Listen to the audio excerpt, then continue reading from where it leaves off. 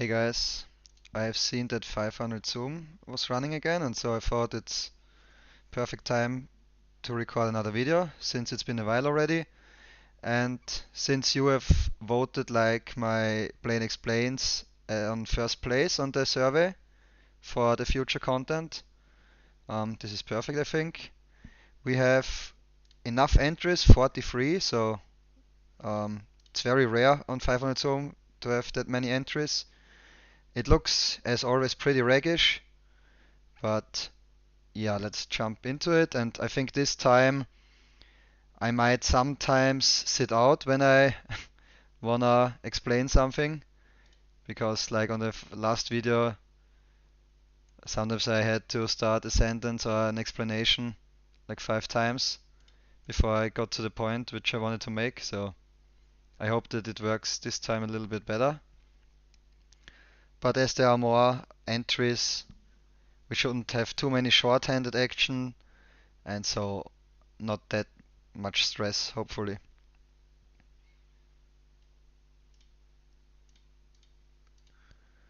Yeah, so recording works. Can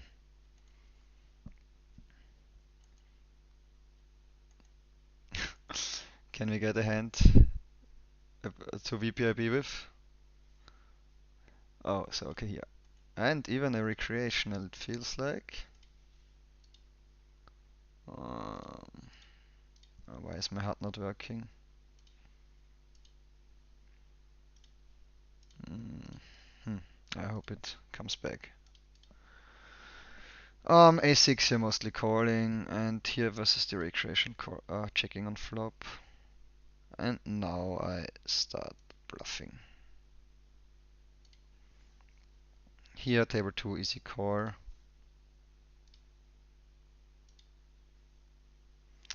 It's a bit annoying that my HUD is not working now. And I bluff river as well.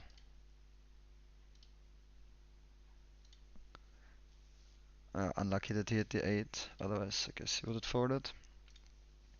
It's a pretty overfolded line by recreational, so. And table 2 here, we hit a nice turn. Mono board, blind versus blind, is definitely not my expert field on. So sizing wise, I'm not sure. I think we don't go too big. That's why I choose a mediocre sizing. But this could be definitely not correct.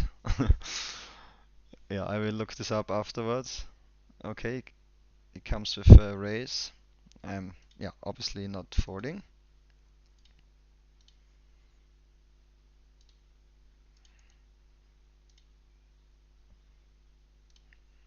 And now we hope that he gives up.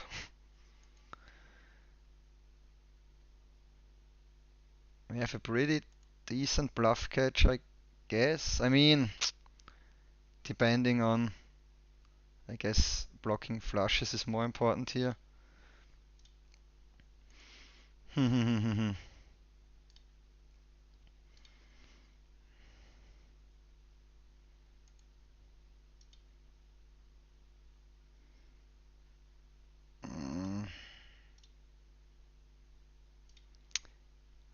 Yeah, definitely not sure about this play. Sorry that I didn't say something, but I had to concentrate. But I thought, from what I know, it's a decent opponent, and decent opponents mostly find some kind of bluffs. I just was not sure, and I'm still not sure. Here we are deeper, that's why we actually size down. So I have to mark this one, so that I can write a comment again afterwards. Yeah, so table 1 we check. I was not sure if it's better to have a flush blocker here, or like those boat blockers. I mean, I guess he has to raise some sets on turn to also have nuts on those kind of rivers, so it's also useful. Recording. Yeah, struts, man. Friendly as always. Yeah, we give this one to him. So having set blockers or both blockers is definitely useful as well in theory, I think. Yeah, I kind of just, yeah, thought I pressed call this time. The RNG was kind of lowish, and I was not sure. But yeah, we will find out after the stream, I think. Because honestly, it's hard for me to really explain the theory here because I'm not really capable of because it's blind was blind and mono. So as said, I think it's a very tough spot. Both mono boards are pretty tough to play, and blind was blind is also a pretty tough spot. So yeah, I'm interested. What's the correct strategy here? And I will let you know afterwards. Here, is this guy free betting a lot? Mostly people, okay, he looks like he's for free betting enough because mostly people under free bet in those positions, and then you can just fold ace queen off pure here. In theory, I think it's mixing all three options, so yeah, I think there's a guy who has like enough free bets. I just try to play theory and I rolled pretty low, so yeah. I think on this flop, so we still have all the overpairs here, so I think we can just get away with range betting for a small size. Table 2 here, I probably range check. And yeah, versus the min raise, um, it's a strategy where you put exactly those kind of hand into spots. So we press call on flop because mostly our queen and ace gonna be clean outs here. I mean, it's maybe not really true, but we get a very good price at least. And now on turn,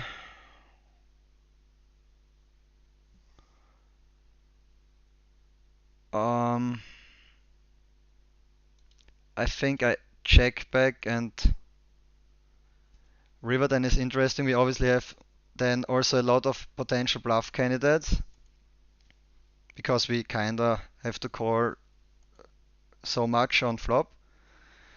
But yeah, I think I still have aces in this line and maybe sometimes kings, and I mean jacks is mostly a call in those positions where it's the free bet. But yeah, I think I put this in blocking queens and aces can't be too bad here. Question is, I mean, blocking aces is probably not really relevant because I don't think he will slow play pre on those positions aces, but I'm definitely gonna review this one as well. So already two pretty interesting hands, or big pots at least, where I'm not 100% sure if I played them correct. But with the min raise thing here in forward pots, it's like in theory you do it to kind of put pressure on my overcards range because the price is so good, and in some spots then you kind of min raise flop. I think we've had it in one of the earlier videos as well. So you min raise flop and then kind of min bet turn again, and then sometimes make some crazy value shoves with very weak pairs where imposition has to bluff catch ace king then frequency wise. So yeah, let's see if it's also the case in this spot because those positions are obviously very strong already. But we will find out later. And I mean, in those positions, I also don't. I mean, I guess I have low frequency. Some. Okay, but yeah, the check is also on the board, so I have some low frequency hands like maybe king check, ace check suited here as well. And those are then better hands than ace queen, obviously. So then we have some ace kings, some ace queens. Oh, yeah, maybe in theory you should also have some other hands for a mix here, which are now worse than ace queen. But yeah, I think blocking especially queens here is quite useful. Um, because once the maybe he was afraid once the check came because he still thought I have some checks in my range, and then queens is already, yeah, maybe not that mandatory to get it in here in those positions. And maybe he sometimes then plays them as a check call on river, so I think blocking queens can't be too bad. And yeah, I mean I definitely have aces in this line, and as said, sometimes kings. So okay, am I timing out? I hope not. Still recording. Yeah, recording, still working.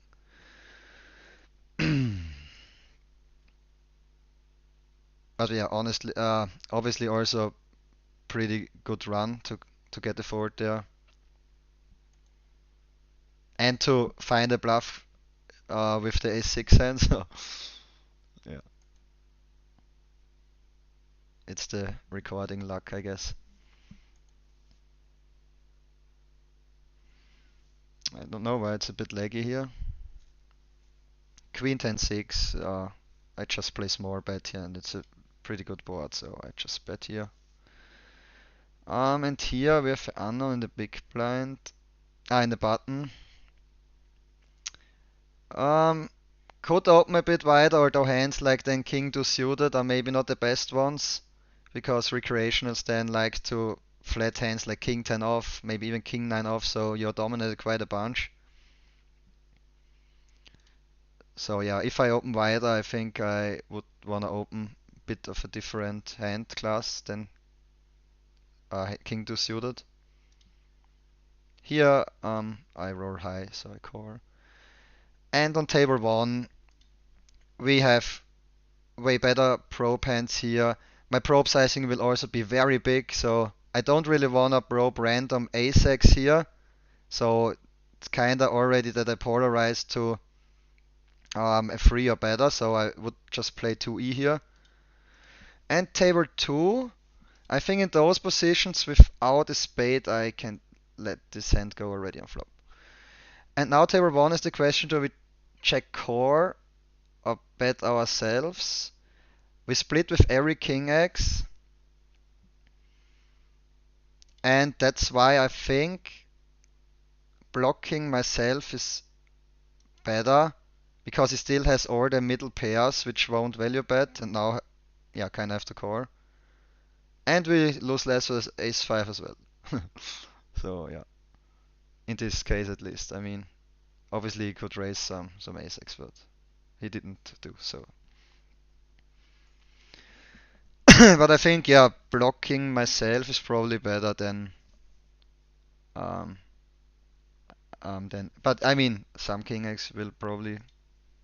I'm not sure even. I think block. I think just the block outperforms here, kind of the check. We'll look this up as well.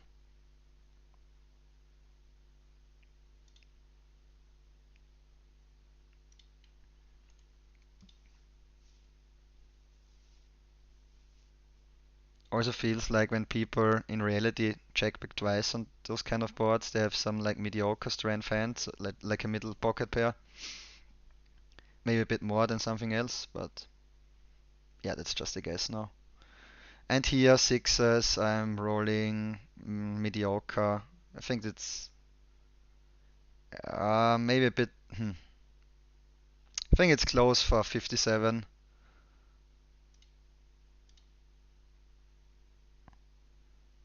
And deuces here. Yeah, a bit too weak without a recreational. Table 1 here. Table 2 here we press call on flop.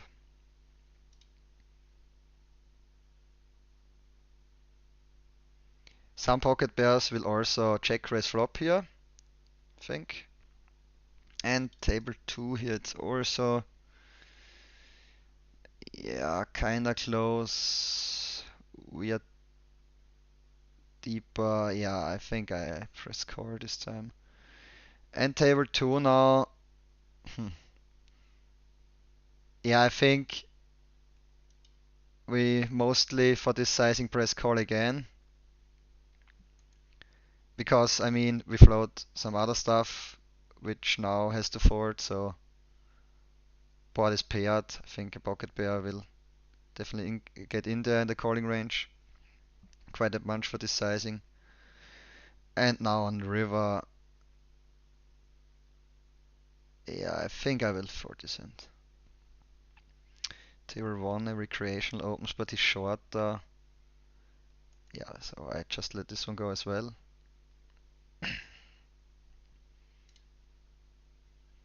Is the pool dying? Because, yeah, 27 entries. Yeah, it's basically one recreational. This guy is unknown. Don't know. I mean, his full stack, maybe also a wreck. So definitely not a great pool, but that's you don't really expect so a soft pool when you start 500 zoom. So it feels more like ego battling all the time, especially without this early bird thing. Okay, there's another second recreational in the pool.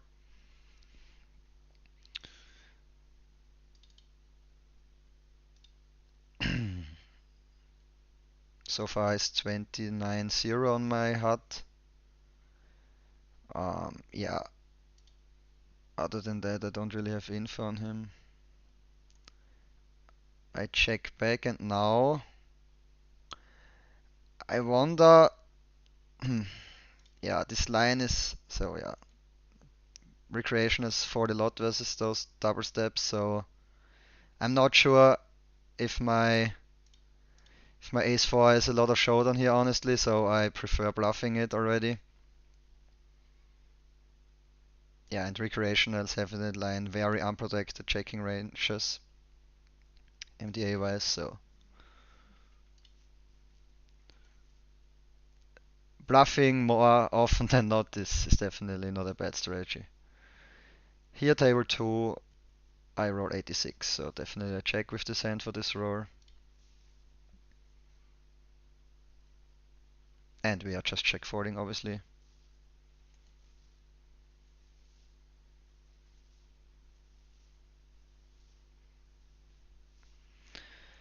Table 2 here, we obviously have a lot of bad hands now, or like hands which have no showdown. We roll 94 here, so I gonna check again. Have to be kind of selective, and you wanna bluff more equity draws.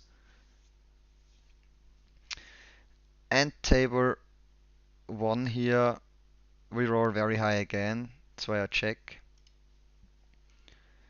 And now, also again, quite easy to overbluff.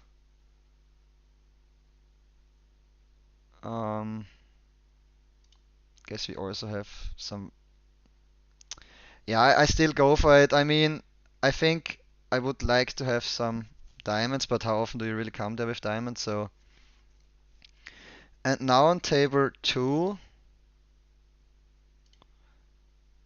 I think. I mean, this hand can check as well.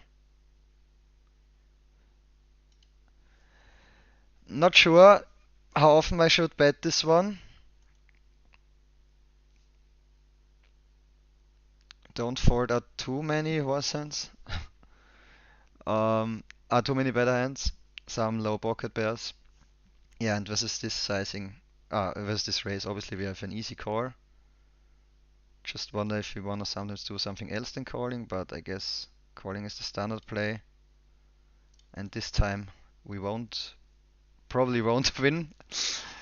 Um, yeah, so I just check forward. And we win. I mean, yeah, that's some pretty good run, man. I guess he had some worse flush draw then. Yeah, 7-3. It's one of the few hands we win against. I wonder, um, I mean his river bluff should probably be then some 7, 8x. Does he have some maybe hands like Jack 8 or something? I wonder if sometimes clubs have the bluff here as well.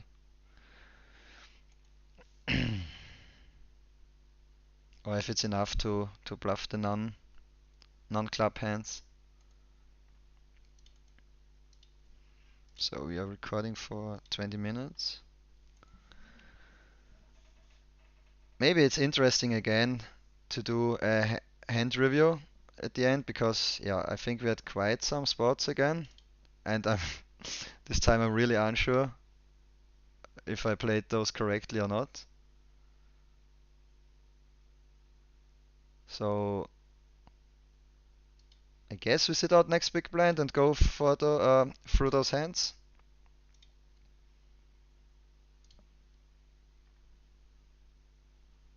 Also the pool get the entries get lower and lower. So and now yeah, I mean it's only one recreational left, so it's 25 guys battling around, or like entries at least, not guys battling around Ron guy. Yeah, and we have him in the big blind now. So far he hasn't free bet yet, but it's only 19 hands. So I guess I will open this king flop if I get a chance to. And yeah, that's it for now. And then I come back with after I've done my review. Alright, guys, I'm done with my review. I've picked three hands which I found have been quite interesting. The one hand was where we bluff catched ace-6 suited blind versus blind on the river. One hand was the 4-bet board with ace-queen where we bluffed ourselves on river. And one hand was where we won with ace high blind versus blind, where I was interested in if villain should bluff river here or not. But the first hand I want to look at was, as said, the ace-6 hand, where a reg opens blind versus blind.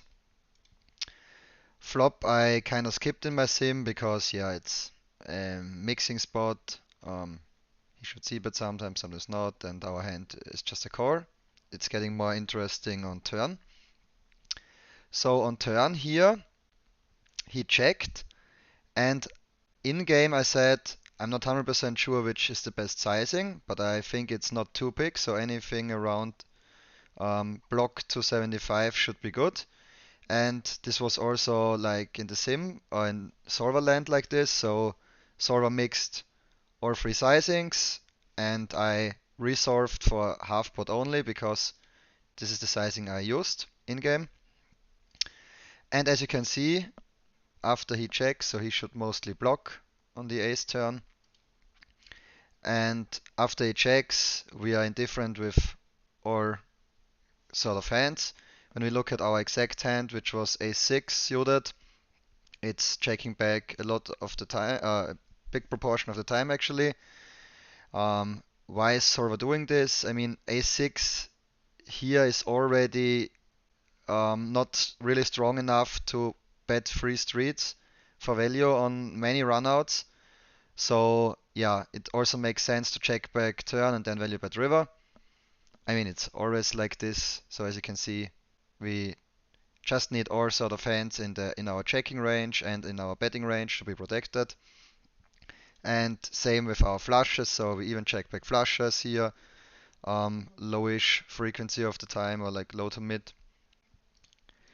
Yeah, and after we bet, I asked myself how much check raise he should have here. And I said in game something like he should maybe also, if he check raises turn, check raise some hands which then can make boats on those kind of rivers. But interesting enough, he should like really have no check raise at all mostly. So yeah, when I see um, 3% raises, I would in-game then, if I would know it, of course, just don't play any check raise at all and just play call or fold. And when we look at his hand, so he had 10-8 with a flush draw. He should actually not really have this hand at all in Solverland at least. So as you can see, this counts here as a kind of combo draw because it has a gut shot and a flush draw. And this kind of hand is always betting. When you look at the other flush draws, you can see you also check some of them, but yeah, 10-8 exactly. I mean, it's probably hard to know for him. So um, yeah, that this hand never checks, but at least it should not really go into the checkers. I mean, you can see it here. If it ever checks for this like 1% of the time, it raises here. But yeah, I would not play any raise at all here. And versus the raise, we obviously have an easy call with our two pair. We are ahead of all bluffs. We can make boats. Yeah, it's just a strong hand at this point still. And here on river then versus the shove, so should use a lot of 75 but also jams. Now we can't know what he should have done with his hand really. When we look at range explorer, I mean it's probably kind of useless as said because we don't really have a racing range on turn. But he should, after racing, at least give up a lot of stuff that missed. Not sure if he does this in reality. So could even be an overbluff spot for him. And versus the jam, we are indifferent with our hand, which is mostly the case when you have a tough decision. And in-game I ask myself as well, if you remember, whether both blockers or like, yeah, the pair blockers are better here than if you have flush blockers. And there's not really a answer for that one, I guess. I mean, when we look at hands like King 9, which has, yeah, both blocking nines and blocking king high flushes, it's always calling. But then hands like, for example, Queen 9 is already folding, so the Queen blocker is here not that strong. And interesting is also when we look at our flushes that we have to fold quite some flushes already, especially the lower ones. So King high, Ace high are always calling, and then Queen high already start mixing. So yeah, definitely a close spot, and we have been kind of lucky to find a bluff here. The next hand was the Ace Queen hand. And yeah, here I played around a bit with my sims and also compared it with some GTO wizard with the AI sims because you have to watch out when you review 4-bet bots because ranges are so narrow that just changing some of those combinations already gets quite a different output in the sims you will get. So yeah, you always have to be careful when you really wanna convince yourself that the play was good or bad then in the end, because you will never know what ranges your villain plays. And yeah, especially when it comes to big blind free betting, those ranges are a lot different mostly than they would be in theory. But anyways, I will show you what I found out. So we rolled a 4-bet here and get a 6-6-4 rainbow board. So in game I thought I can just bet very often with a small sizing here. I was not sure if I can range bet those kind of boards. So yeah, already found out something here when I show you the sim. It was this one. And interesting enough is as well, so I solved it one time without donks and one time with donks. And as you can see, if if we give villain the option to donk, he actually donks more than half of the time here. So he has many strong pairs here, so I guess it makes sense when you look at his range.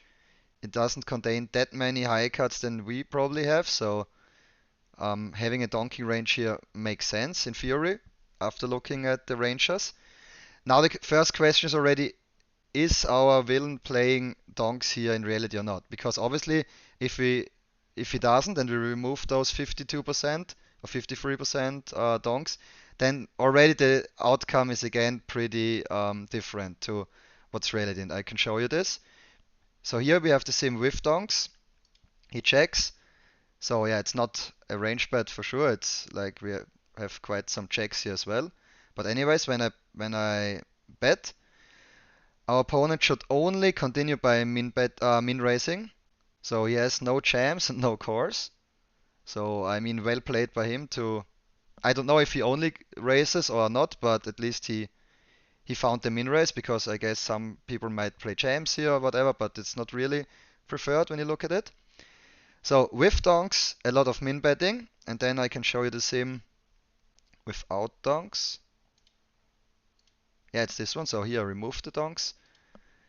Um, Betting frequency goes down a bit then. This is mostly the case. And now suddenly like we have a lot of cores and a lot of min raise. So instead of 0% cores, we now have 37% cores. So yeah, as you can see, already quite a big difference. And what was also interesting then, I mean, we can look at both sims now. So I'm not sure. I think it's maybe more realistic that he doesn't play donks, because that's mostly how people play. So maybe look at this sim versus the min raise here. Um, yeah, as you can see, we are not allowed to fold a lot.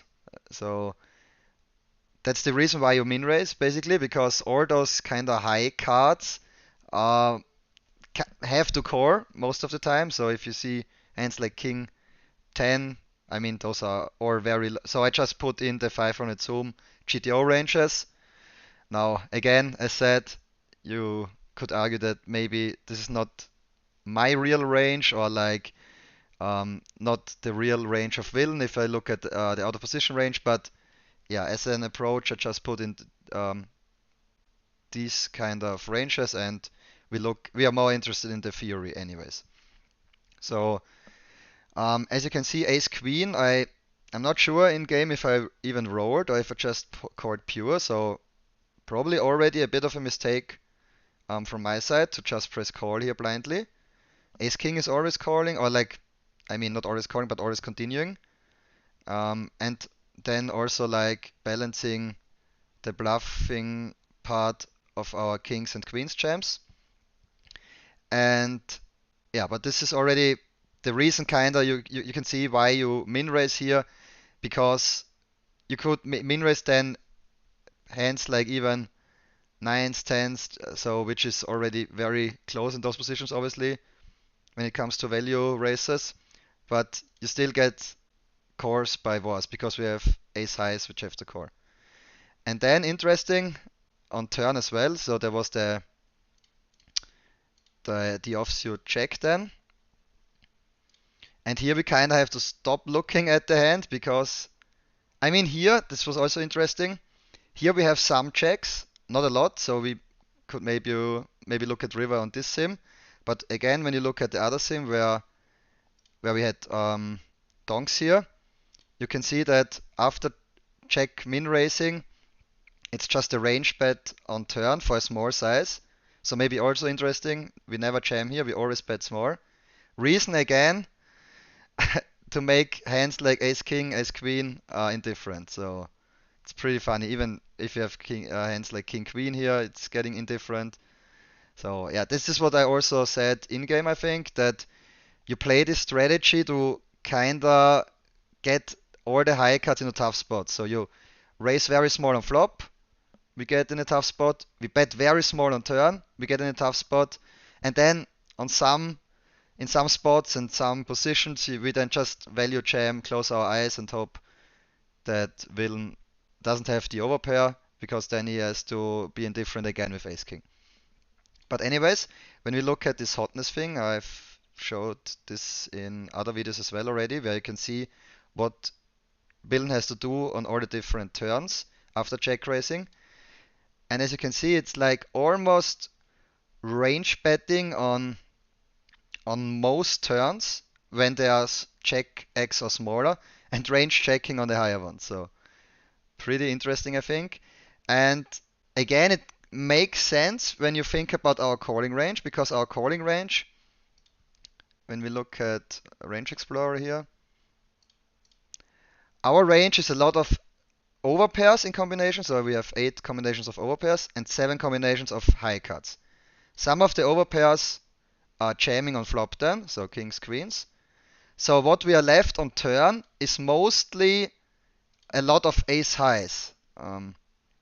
So I guess it makes more sense to look here at the Range Explorer. So still we have obviously some overpairs, but then it's kind of unlucky, you run into it.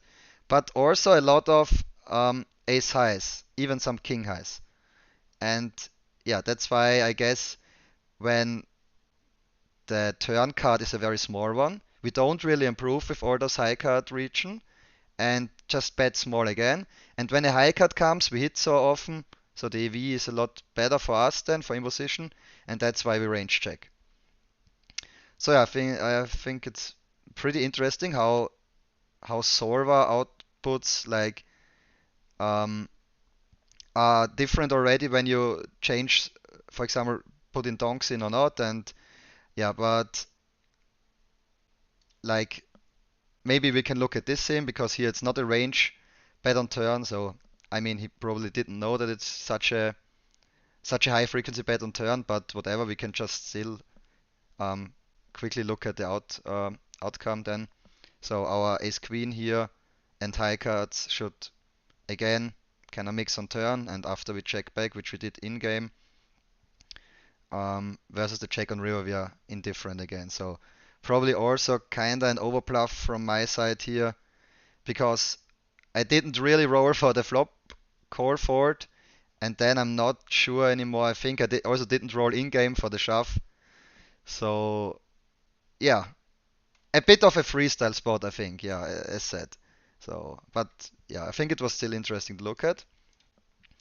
And the last hand was, yeah, exactly the ace-8 hand, where flop went check-chat blind was blind. And turn I was unsure whether I should bet my ace-8 here or check. And yeah, I decided to bet. And then obviously we call the turn. And river went check-check, and I said, normally we should like never win here, unless he has some low flush draws, which he had.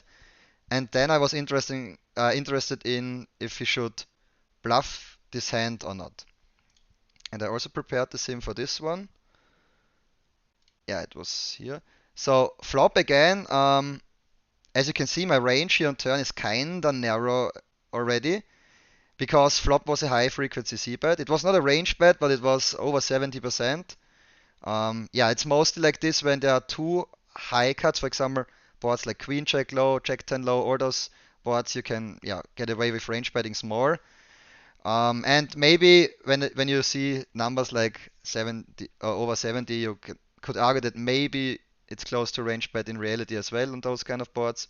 But anyways, we are here on turn after it went check check. And my hand actually doesn't bet a lot on turn, so yeah, that's what I also thought in game.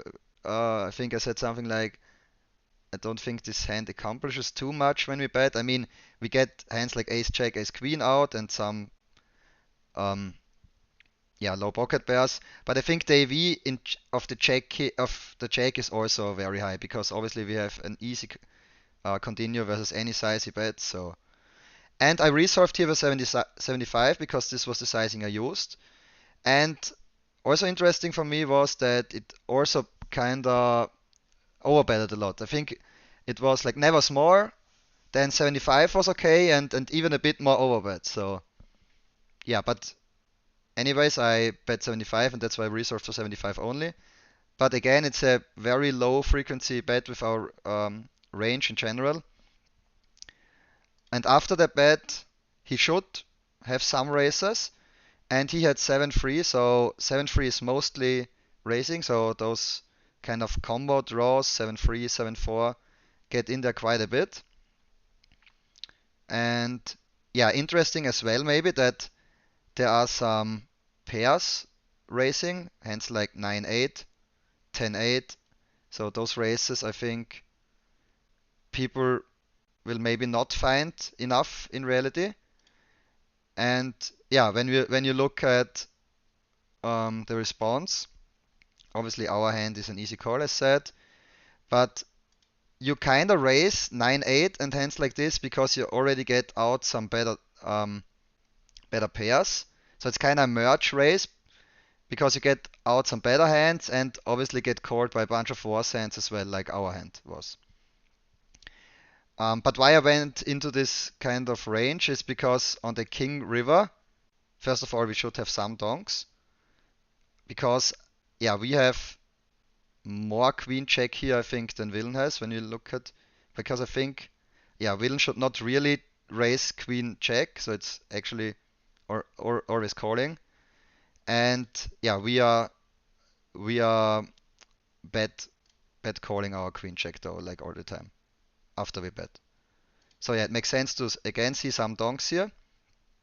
And after the check, it's maybe again interesting that hands like 10-8 now actually bluff through. So yeah, again maybe that's not really intuitive. And what was the most interesting thing for me was like if his hand should bluff or not. And it's actually a mix, so we definitely can and should bluff some missed flush draws, but it's yeah only the lower ones. And again, hands like 10-8. So yeah, I think pretty cool spot as well. All right, I think those have been the three interesting hands which I prepared. I hope you enjoyed the video and thanks for watching.